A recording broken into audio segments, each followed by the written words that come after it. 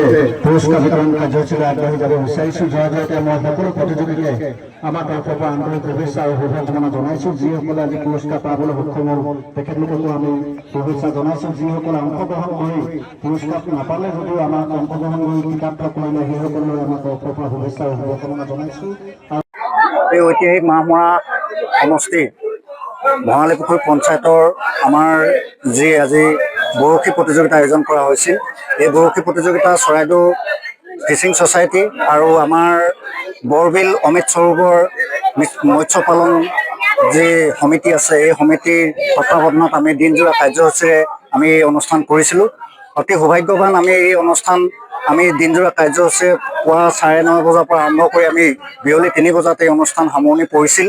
আৰু এই অনুষ্ঠানটোত আমাৰ অতি গাম্ভীৰ্যতাৰে আমাৰ যি ৰাইজৰ সহযোগিতাৰ লগতে আমাৰ যি প্ৰতিযোগীসকলৰ সহযোগিতা, এই সহযোগিতাই আমি সঁচাকৈ খুব আনন্দিত হৈছোঁ।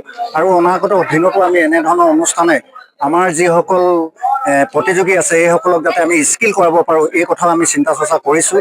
চৰাইদেউ ফিচিং ছ'চাইটিয়ে আমাৰ এই ভিতৰুৱা অঞ্চল অমৃত সৰোবৰত যি অনুষ্ঠান কৰিলে, এই অনুষ্ঠানত তেখেতলোকক আমি কৃতজ্ঞতা জ্ঞাপন কৰিছোঁ। আমি এটা কথাই, আজি যি প্ৰতিযোগিতা আমি 33টা প্ৰতিযোগিতা অনুষ্ঠিত কৰা হৈছিলে, এই 33টা পুৰস্কাৰ অনুষ্ঠিত হৈছিলে। 33টাৰ ভিতৰত আমাৰ 3টা স্থান পাবলৈ সক্ষম হোৱা আমাৰ দুজন প্ৰতিযোগী এতিয়াও আমাৰ মাজত আছে। আমি দুইজনকে আমি অভিনন্দন জনাইছোঁ। আমাৰ প্ৰথম পুৰস্কাৰ আজি ডিমাপুৰত পাবলৈ সক্ষম হৈছে আমাৰ বিশেষকৈ আছিম কিথান নামৰ আমাৰ এই যুৱ বন্ধুজনে পাবলৈ সক্ষম হৈছে। আমি তেখেতকে শুভক্ষণত তেখেতক ধন্যবাদ জ্ঞাপন কৰিছোঁ।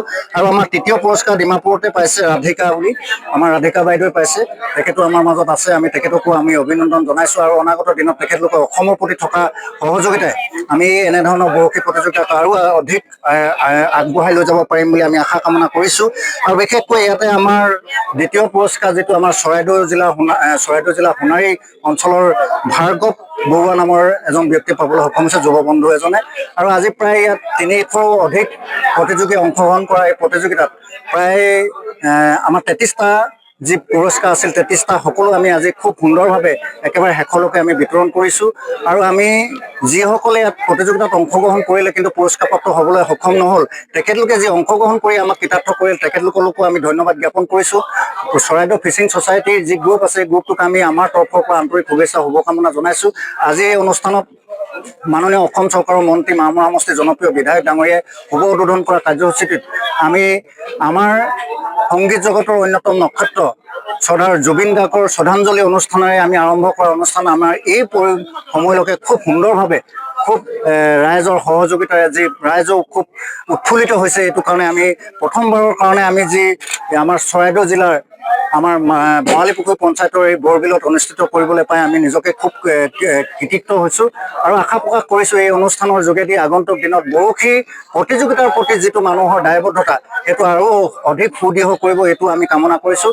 পুনৰবাৰ সকলো প্ৰতিযোগী দৰ্শক সকলোৱে যি সহযোগিতা কৰিলে সকলোকে আমি শুভেচ্ছা জনাই আগন্তুক দিনত আৰু আমি তেখেতলোকৰ সহযোগিতাৰে অনাগত দিনতো এনেধৰণৰ প্ৰতিযোগিতা আমি অনুষ্ঠিত কৰি যাম বুলি আগ্ৰহী। আৰু তেখেতলোকৰ সহযোগিতাই আমাক আৰু এই অনুষ্ঠান কৰাত আমাক অধিক গতিশীল বা ত্বৰান্বিত কৰি তুলিব বুলি আশা প্ৰকাশ কৰিছোঁ। ধন্যবাদ। যিকোনো খবৰৰ বাবে যোগাযোগ কৰক 7099017330 লগতে 7099017110 নম্বৰত।